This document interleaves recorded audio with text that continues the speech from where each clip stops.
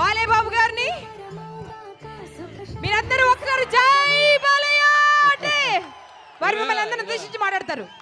బాలయ్య ఇలా తిప్పి పట్టడంలో ఎంత టెన్షన్ పడతానో మీకు తెలియదు, కానీ మీ అభిమానం అటువంటిది.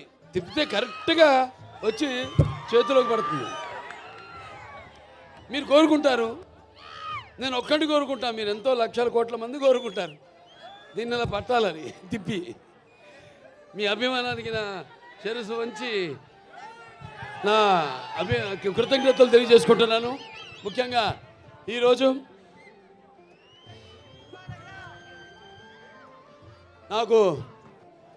నన్ను ఈ పద్మభూషణ్ వరించిన సందర్భంగా ఇక్కడ హిందూపురంలో ఈ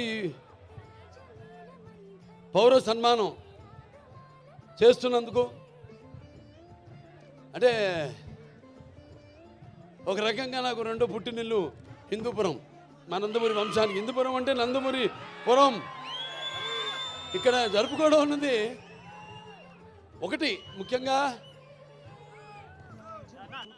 ఇక్కడ కార్యకర్తలు ప్రతి ఒక్కరు, అంటే 10 లక్షల వాళ్ళు వెచ్చించిన వాళ్ళు ఉన్నారు ఈ యొక్క కార్యక్రమం కోసం. అలాగే 5 లక్షలు ఇచ్చిన వాళ్ళు ఉన్నారు, 1 లక్ష రూపాయలు ఇచ్చిన వాళ్ళు ఉన్నారు, అలాగే 50,000 ఇచ్చిన వాళ్ళు ఉన్నారు, 10,000 ఇచ్చిన వాళ్ళు ఉన్నారు, 1000 రూపాయలు ఇచ్చిన వాళ్ళు ఉన్నారు, అలాగే ఒక 50 రూపాయలు కూడా ఇచ్చిన వాళ్ళు ఉన్నారు. అందరికీ ఈ కార్యక్రమాన్ని ఇంత ఘన విజయం చేయడానికి వ్యయ ప్రయాసాలు కోర్చి ఈ కార్యక్రమాన్ని ఇంత అద్భుతంగా, మా సినిమా కార్యక్రమం కంటే కూడా ఎంతో అద్భుతంగా నిజంగా చెప్పాలి. ఎందుకంటే ఇది మీరు జరుపుకుంటున్న పండుగ. అది నేను ఒక సంధానకర్తని భగవంతుడికి. మీకు నాకు పద్మభూషణ్ రావడం అన్నది అది మరి మీరందరూ కూడా దాన్ని మీ సొంతంగా భావించి, ఎలాగైతే నందమూరి నాన్నగారు తర్వాత అన్నయ్య హరీష్ గారి తర్వాత నన్ను ఇక్కడ మీ వాడిగా, మీలో ఒకటిగా, మీ గుండెల్లో నాకు మీకంటే కూడా చెప్తాను, నా సంగతికి వస్తాను, నా గుండెల్లో సుస్థిరమైన శాశ్వతమైన స్థానాన్ని మీరందరూ ఏర్పరచుకున్నందుకు మీ అందరికీ, నా హిందూపురం కుటుంబ సభ్యులందరికీ, హిందూపురం పుర ప్రముఖులకి, అలాగే హిందూపురం ప్రజానికానికి, అలాగే నా అభిమానులకి, కళాభిమానులకి, కళా పోషకులకి, అలాగే పాత్రికేయులకు, ప్రతి ఒక్కరు కూడా నా హృదయపూర్వక ధన్యవాదాలు తెలియజేసుకుంటున్నాను. అది నా పూర్వజన్మ సుకృతంగా భావిస్తున్నాను. భూషలు గాబు భూరి మేయంగత తార హారముల్ భూషిత కేశ మృదు పుష్ప సుగంధ భూషలు గాబు భూరి మయాంగత తారముల్ భూషిత కేశ మృదు పుష్ప సుగంధ జలాభిషేకములు భూషలు గాబు భూషములిచ్చు పవిత్ర వాగ్భూషణమే భూషణము భూషణములు నశించు నన్నీయున్ అన్నారు. అంటే ఒక పద్మభూషణ్ ఇక్కడ ఎంతమంది నా శాసన సభ సభ్యులైతేనేమి, శాసన మండలి సభ్యులైతేనేమి, అలాగే లోక్సభ సభ్యులైతేనేమి, రాజ్యసభ సభ్యులైతేనేమి, అందరున్నారు నా సహచర. అంటే వాళ్ళందరూ పలికిన ప్రతి మాట, అంటే మీ అందరూ మాట్లాడినట్టే మేమంతా మీ ప్రతినిధులం, మీ సేవకులం. రామరాజ్యంలో డైలాగ్ ఉంది, ముందు ప్రజల్ని సేవించడం అని, ఆ తర్వాతే రాజు అని. సో మీ అందరికీ ఒక్కొక్కరికి మీరు మాట్లాడిన భూషలు కావన్నాను, నా భూషణములు ఏవైతే ఉన్నాయో అవి ప్రతి ఒక్కరు ఇక్కడ విచ్చేసిన ప్రతి ఒక్కరు కూడా ఈ స్టేజ్ మీదకి వచ్చి మాట్లాడినట్టుగా నేను భావించుకుంటూ, మరి ముందుగా నాకు ధన్యమైన జన్మనిచ్చి నన్ను మీ అందరి గుండెల్లో ఆ మహానుభావుడికి స్వరూపంగా నిలిపినందుకు, మరి దైవాంశ సంభూతుడు, విశ్వ నట రూపం ఎలా ఉంటుందో చూపించిన కారణ జన్ముడు, నా తండ్రి గురువు దైవమైన విశ్వవిఖ్యాత నట సార్వభౌమ పద్మశ్రీ డాక్టర్ నందమూరి తారక రామారావు గారికి ఈ సభాముఖంగా ఆయన్ని స్మరించుకుంటూ వాగర్తో సంపర్తో వాగర్త పతిపతే జగతో పితరం ఉందే భారతీ పరమేశ్వరం అంటారు. అంటే శివ పార్వతులతో పోలుస్తారు.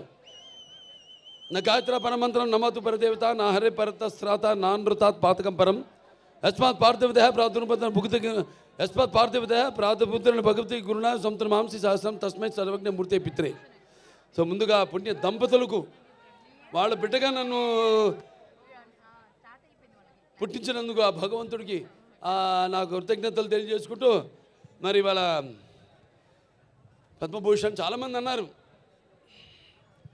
చాలా ఆలస్యంగా ఇచ్చారు మీకు అని. నేనన్నా కాదు సరైన సమయంలోనే ఇచ్చారు. అంత దైవలిఖితం. ఏది జరిగినా నా జీవితాలు అన్నీ కూడా సంఘటనలు కూడా అలాగే జరిగినాయి. నేను అటు cancer hospital Basavataraka Indo American cancer hospital research institute chairman అయితేనేమి, లేకపోతే ఇటు ఒక శ్రీరామరాజ్యంలో రాముడిగా వేయడం ఏంటి, వేషం వేయడం ఏంటి, అలా ప్రతిదీ నా జీవితంలో ఎంతో సారూప్యం. నా నిజ జీవితంలో సంఘటనలకి నేను సినిమాలు చేసిన పాత్రలకి ఎంతో సారూప్యం అలా కలిసి వచ్చింది నాకు. నేనన్నా లేదు ఇదే సరైన సమయం, ఎందుకంటే నాన్నగారిదేమో శత జయంతి జరుపుకున్నాం, ఆ తర్వాత నాకు వచ్చింది. ఆ తర్వాత నేను 3వ ఎమ్మెల్యేగా ఎన్నికయ్యాను, ఆ తర్వాత నాకు వచ్చింది. ఆ తర్వాత Basavataraka Indo American cancer hospital research ఇన్స్టిట్యూట్కి చైర్మన్గా 15వ సంవత్సరంలో అడుగుపెట్టాను మొన్న మార్చి నెలలో. ఆ తర్వాత నాకు వచ్చింది. అలాగే 4 సినిమాలు వరుసగా హిట్లో, అఖండ కానీ లేకపోతే వీరసింహారెడ్డి కానివ్వండి, నెలకొండ భగవంత్ కేసరి కానివ్వండి, ఆ తర్వాత డాకు మహారాజు కానివ్వండి, 4 సినిమాలు హిట్ల తర్వాత దాని తర్వాత 50 సంవత్సరాలుగా హీరోగా ప్రపంచంలో ఎవడు లేడు. 50 సంవత్సరాలు హీరోగా మధ్యలో క్యారెక్టర్ ఆర్టిస్టులుగా దారి మరణము అలా జరిగిందేమో కానీ వాళ్ళ క్యారియర్లో 50 సంవత్సరాలు హీరోగా నాకు నిలబడటానికి శక్తినిచ్చిన నా తెలుగు జాతికి నా కృతజ్ఞతలు తెలియజేసుకుంటున్నాను. ఏదైనా ఇప్పుడు బాలకృష్ణ గురించి చాలా రకాలుగా మాట్లాడుకుంటారు. ఏం చూసి బాలకృష్ణకి అంత పొగరంటారు, నన్ను చూసుకునే నాకు పొదనైన పొగరంటాను.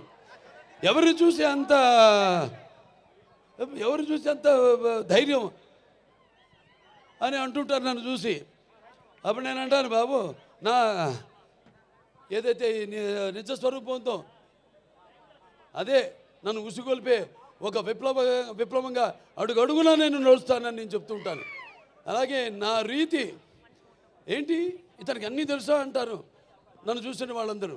నన్ను నేను తెలుసుకునే కంటే పెద్ద విద్య లేదని ఒక సవాలుగా నిలబడతాను. నా మాట సూటిగా ఉంటుంది, నా మాట ముక్కు సూటిగా ఉంటుంది, నా వీక్షణం తీక్షణం దర్శనమిస్తుంది. అలాగే నా తీరు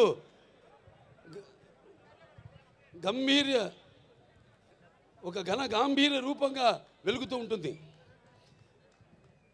నన్ను మీరందరూ ఒక సినిమా నటుడుగానే కాదు నాకు తెలుసు, ఎందుకంటే నాలో ఉన్న ఒక మానవత్వం అయితేనేమి, నా వ్యక్తిత్వం అయితేనేమి, నాలో ఉన్న నీతి నిజాయితీ నిబద్ధత అయితేనేమి, లేకపోతే నాలో ఉన్న నిష్కల్మషం అయితేనేమి, వీటిలన్నిటితో ఇప్పుడే కాదు ఇంకా ముందు తరాలు కూడా నా అభిమానులు పుడుతూనే ఉంటారు.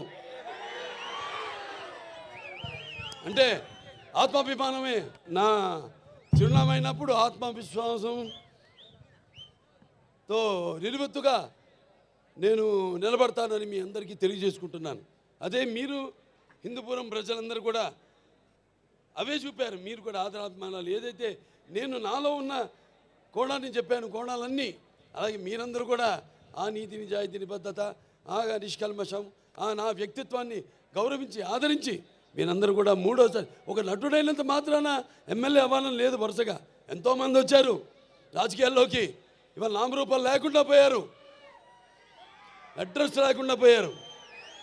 కానీ ఇవాళ ఇక్కడ పనులు చేశాం కాబట్టి నన్ను గెలిపించారు. ఊరికేదో సినిమా యాక్టర్ లేకపోతే రామారావు అబ్బాయి అయినంత మాత్రాన పనులు చేయాలి. ఎంతో కొంత మనం సమాజానికి కూడా మన వంతు బాధ్యత ఉంది ప్రతి ఒక్కరి మీద. అందరూ కూడా మన వంతు మనం సంపాదించిందే కాదు, ప్రజలకి ఎంత మనం తిరిగి సమాజానికి ఇచ్చాం అన్నది చాలా ముఖ్యం. అప్పుడే మనం చరిత్రలో చిరస్థాయిగా నిలిచిపోవడం కోసం కాదు. ఎన్నో పాత్రలు చేశాను నేను, అద్భుతమైన పాత్రలు. నాన్నగారు కూడా చేయలేని పాత్రలు, చేయాలనుకున్నా చేయలేని పాత్రలు చేశాను. అందులో ముఖ్యంగా గౌతమిపుత్ర శాతకర్ణి సినిమా. ఆ సినిమా నాన్నగారు చేద్దామనుకున్నారు, కొన్ని అనివార్య కారణాల వల్ల చేయలేకపోయారు. ఆ సినిమాను నేను చేయడం తటస్థించింది. మరి ఇవాళ మనం ఉగాది జరుపుకుంటామంటే ఒక కాలమాన పట్టిక మన హిందువులకి మనం ఒక శకాన్ని ఏర్పరిచింది ఆ శాలివాహన శకం, ఆ గౌతమిపుత్ర శాతకర్ణి. అలాగే సారే జహాసే హిచ్చా, అలాగే సారే జహాసే హెచ్చా హిందూ సీతా హమారా, హమ్ బుల్బులే ఇస్కే ఏ గుల్ సీతా హమారా. ఇక్కడ ఒక సర్వమత సౌభ్రాతృత్వానికి, రక్తానికి జాతి లేదు, మాంసానికి మతం లేదు, చర్మానికి కులం లేదు అని చెప్పడానికి ఒక నిదర్శనం, ఒక ఆదర్శం మన హిందూపురం. ఇక్కడ అందరూ ముస్లిం మైనారిటీలు అయితేనేమి, హిందువులు అయితేనేమి, క్రైస్తవులు అయితేనేమి, అందరూ కూడా ఒక కుటుంబ సభ్యులుగా అందరూ కూడా ఇక్కడ సమాజ స్థాపనం చేసి ఇక్కడ అందరూ ఒక మంచి చల్లటి చక్కటి ప్రశాంతమైన వాతావరణంలో మనంతా ఉంటున్నాం. అది మన హిందూపురం ఒక గొప్పతనం. ఇక సినిమాల జోలికి వస్తే, ఈ నా నట జీవితంలో ఎన్నో పాత్రలు చేశాను, మీకు చెప్పాను. దానికి ఎన్నోసార్లు చెప్పాను. నాకున్న జ్ఞాన సంపదలో బ్రాహ్మణుని, ఐశ్వర్యంలో వయస్సుని, మంచిగా మాలని, మంచి ఎదురు తిరిగే మాదిగని, కష్టాన్ని నమ్ముకున్న కమ్మరిని, కొమ్మరిని, కంసాలిని, రజకుడిని, నాయ బ్రాహ్మణుని, కల్లుగీత కార్మికుడిని, కల్మషంలో అయితే యాదవుడిని, ఆపదలో ఆదుకునే వెలమని, వ్యక్తిత్వంలో రాజుని, అమ్మను మరిపించే కమ్మని, పౌరుషంలో రెడ్డినని, ఇలా ప్రతి సినిమాలో ఒక్కొక్క ఏ కథ నచ్చితే చాలు, అందులో హీరోది ఏ వర్గం, మన తెలుగు జాతిలో అది కాదు. చరిత్ర సృష్టించాలన్న నేనే, దాన్ని తిరిగి రాయాలన్న నేనే. అదే నా నినాదం, అదే నా సంతకం. ఎన్నో అద్భుతమైన సినిమాలు. అందరూ నేను చాలాసార్లు అన్నా, నా రెండో ఇన్నింగ్స్ ఇప్పుడు మొదలైందని. చాలామంది ఏమంటారు, పాపం అంటే అది గ్రహపాటు. నేను వాళ్ళని ఒకళ్ళ పేరు పెట్టి కానీ వేలెత్తి కానీ నేను చెప్పడం లేదు. అది గ్రహపాటు. వాళ్ళు ఉచ్చ స్థాయి నుంచి, హీరో నుంచి మళ్ళీ క్యారెక్టర్ ఆర్టిస్టులుగా మారడం అది జరుగుతుంది. 4 హిట్లు ఇచ్చాం. రామారావు గారు నంబర్ 1 హీరో ఉండగా తెలుగు ఇండస్ట్రీలో, అంటే నిజం చెప్పాలంటే ఆయన పారితోషికం చూసుకుంటే, ఆయన చేసిన సంవత్సరానికి ఎన్ని సినిమాలు ఆ పారితోషికం లెక్కేసుకుంటే ఎవడు సూపర్ హీరో ఎవడు లేడంత పారితోషికం తీసుకున్నవాడు. అన్ని సినిమాలకి ఒక్కొక్కటి ఇండివిజువల్గా పారితోషికం ఉండొచ్చు ఎక్కువగా. అటువంటి సమయంలో ఆయన చలనచిత్ర పరిశ్రమ నుంచి నిష్క్రమించి సమాజం ఏదేవాళ్ళు, ప్రజలు ఏదేవాళ్ళు, నేను అందులో ఒక అర్చకుణ్ణి అని తెలుగుదేశం పార్టీని స్థాపించారు. అలాగే ఇప్పుడు 4 హిట్లు ఇచ్చిన తర్వాత నా రెండో ఇన్నింగ్స్ మొదలవుతుందని చెప్తున్నా. అది నేను చెప్పొచ్చేది. ఇప్పుడు చూపిస్తా ఇక్కడి నుంచి. అస్సలు చూడు, ఒకవైపే చూడు, రెండో వైపు చూడాలనుకోకు, తట్టుకోలేవు, మాడిపోతావు. ఇప్పుడు చూస్తారు, ఇక్కడి నుంచి చూపిస్తా. అసలు చలనచిత్ర పరిశ్రమ ఇక ముందు ఎటువంటి సినిమాలు, ఎటువంటి అంటే మీరు ఊహించని, మీకు మీ అంచనకు కూడా అందని సినిమాలు ఎలా చేస్తారో ఇక మీరు చూస్తారు. అంటే ఇదంతా ఒక సినిమాలు చేసేయాలి ఎక్కువని కాదు, లేకపోతే నాకు వయసు అయిపోతుందని కాదు. ఆలోచనలు బాగా వేడివేడిగా ఉన్నప్పుడే పంచపక్ష పరమన్న పుట్టించాలి. మన అందరూ అన్నారు, పంచకట్టులో ఎన్టీ రామారావు గారిని గుర్తు చేశారు మన పద్మభూషణ్ అని. దాంట్లో మన మంచి పద్యం ఉంది, తీనారెడ్డి గారు రాశారు. దాంట్లో మరి పంచపక్ష పరమాన్నం ఉన్నా మన ఆంధ్ర ఏమంటే మనం గోంగూర పచ్చడి కోసం గుటకలేవాడు, గోంగూర పచ్చడి కోసం గుటకలేవాడు, అదే కండువాలు వెళ్ళింది గడపైన దాటని వాడు ఎవడయ్యా వాడు తెలుగు వాడు ఇంకెవ్వడు మన ఇంటి వాడు అని. అలాగే మన భాష ఇందాక చాలామంది చెప్పారు డైలాగులని. మరి తెలుగుదేలా ఎన్న దేశము తెలుగు ఏన్న తెలుగు వల్లబుండ తెలుగు ఒకండ ఎల్ల నృపులు కలిపి ఎరుగవే భాషాడి దేశ భాషలందు తెలుగు లెస్స. మరి మన భాషని మనం ఏమంటాం, బయట వాళ్ళు అంటారు ఇటాలియన్ ఆఫ్ ద ఈస్ట్ అని. మరి అటువంటి భాష మంది. ఆ భాషలో తెలుగు జాతిలో మనం పుట్టడం మన పూర్వజన్మ సుకృతం, మనందరం కనపడాలి. అలా తెలుగు భాష కూడా మనం మాట్లాడుతున్నందుకు మనం ఎంతో ఆనందించాలి. సో అటువంటి ఈ యొక్క పద్మభూషణ్ సరే నాకు కోరిక తీరుతుంది, అది నాకు కూడా తెలుసు. ఎందుకంటే సమాజంలో ఎన్నో సంస్కరణలు తెచ్చారు చాలామంది, నేను కాదన్ను. సమాజంలో చాలామంది ఎన్నో సంస్కరణలు తెచ్చారు, కానీ అవి కథల వరకు లేకపోతే పుస్తకాల వరకు లేకపోతే అవి నెరవేరకుండా ఉండే ఎన్నో సంస్కరణ కోసం ప్రయత్నించడం జరిగింది. కానీ ఒక ఎన్టీఆర్, నేను చెప్పాను ఎన్టీఆర్ అంటే కేవలం నందమూరి తారక రామారావు గారు కాదు. ఎన్ అంటే నటనాలయం, ఆయన ఇల్లే ఒక నటనాలయం. టీ అంటే తారమండలంలోని తారక ధ్రువ తారకుడు. ఆర్ అంటే రారాజు రాజర్షి రాజకీయ దురంధరుడు రమణీయ గమనీయ సౌమ్య గుణధాముడు ఎన్టీఆర్ అని. మరి ఆయన నిరుపేదలకు అట్టడుగున దారిద్ర రేఖ దిగువ ఉన్న వారందరికీ కనీస అవసరాలైన కూడు గూడు గుడ్డ ఇచ్చిన ఒక మహానుభావుడు నందమూరి తారక రామారావు గారు. సరే, ఆయన బిడ్డగా, ఆయన ఒక ఆర్టిస్ట్గా, ఆయన వారసుడిగా దాన్ని పరంపరను ముందుకు తీసుకెళ్ళడం, అలాగే ప్రజాసేవలోకి ఎమ్మెల్యేగా అయితేనేమి, లేకపోతే బసవంతారక ఇండో అమెరికన్ క్యాన్సర్ హాస్పిటల్ అయితేనేమి, లేకపోతే నా ఎన్బికే ట్రస్ట్ ద్వారా అయితేనేమి, నేను ఒక్కడనే కాదు, భావస్తురాణి జన్మాంతర సహృదాణి అన్నాడు మహాకవి కాళిదాసు. అంటే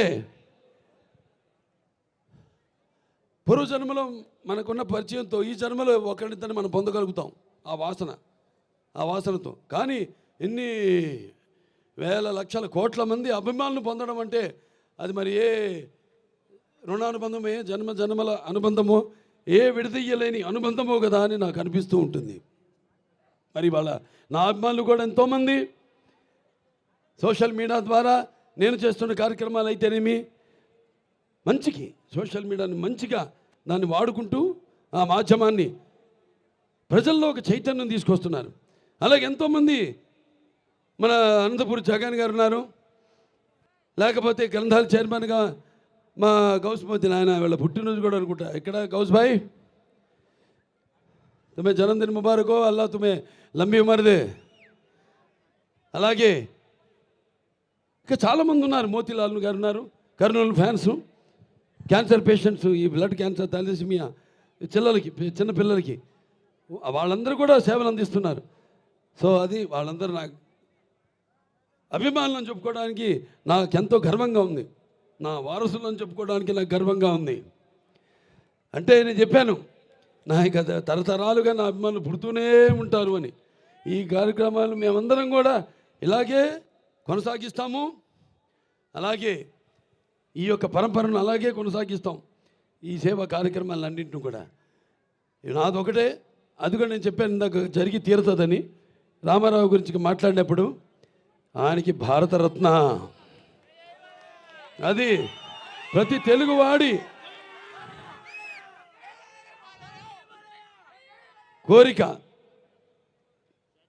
ఆయనకి భారతరత్న ఇచ్చి వారికి ముందుగా నా కృతజ్ఞతలు తెలియజేసుకుంటూ నాకు పద్మభూషణ్ ఇచ్చినందుకు, నా కార్యక్రమాలు కానీ ఆర్టిస్ట్గా ఇచ్చారు పద్మభూషణ్. సరే, సంతోషం. కానీ రామారావు గారికి భారతరత్న ఇచ్చినప్పుడే వాళ్ళని గౌరవించుకున్నట్టని కేంద్ర ప్రభుత్వానికి తెలియజేసుకుంటూ ముందు అతి త్వరలోనే పరిగెత్తులోనే రామారావు గారికి భారత రత్న ఇచ్చి తీరాలన్నది ప్రతి తెలుగువాడి కోరిక. మరి